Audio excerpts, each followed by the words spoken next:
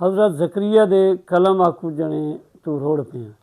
آج نا یہ بات ہمارے کھانے کے ٹیبل پر کسی نے کی، افطاری کر رہے تھے، تو پھر بچوں نے وضاحت مانگی کہ وہ حضرت زکریا علیہ السلام کا وہ کلم کیا تھا اور کیا نہیں تھا۔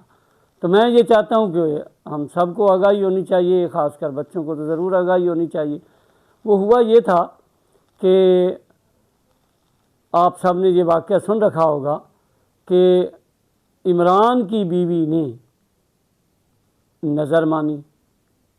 نظر کیا مانی کہ میرے پیٹ کے اندر جو بھی بچہ ہوگا، بلکہ خاص کر انہوں نے لڑکے کا ذکر کیا کہ یہ میں اللہ کے راستے میں اس کو قربان کروں گی، آزاد کروں گی، اللہ کے گھر کے لیے اس کو وقف کر دوں۔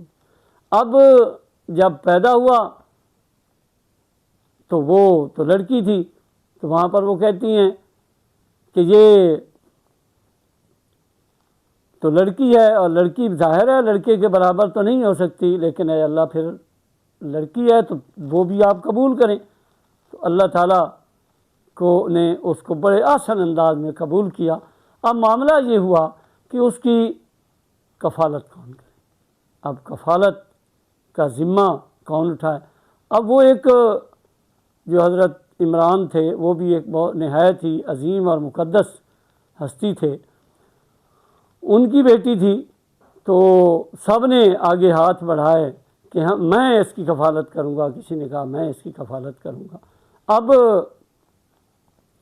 بات آ گئی کہ جن اقلام سے یا جس قلم سے آپ لوگ تورات لکھتے ہیں، وہ کلمیں جو ہیں وہ نہر اردن میں ڈالی جائیں گی۔ جن کی قلم رک جائے یا الٹی سائڈ پر چلنے لگ جائے، وہ شخص ان کی کفالت کرے گا۔ اب تمام لوگوں نے، جتنے لوگ بھی وہاں پر جھگڑا کر رہے تھے، سب نے اپنی کلمیں جو ہیں اس نہر اردن میں ڈالیں۔ تو اب ہوا یہ کہ حضرت زکریا علیہ السلام کی قلم نہ صرف رک گئی بلکہ الٹی سائڈ پر، اوپر والی سائڈ پر جس طرف سے پانی آ رہا تھا ادھر وہ چلنے لگ گئی۔ تو یہ حقیقت تھی۔ اور پھر آپ کو پتہ ہی ہے حضرت مریم علیہ السلام کی گود میں اللہ تعالیٰ نے حضرت عیسیٰ علیہ السلام کو جنم دیا، اور یہ سارا قصہ آج اس بات پر مجھے سنانا پڑا کہ بچوں کی ماں نے ان کو کہہ دیا کہ آپ تو ایسے رڑتے ہو جیسے حضرت زکریا کا قلم رڑتا ہے۔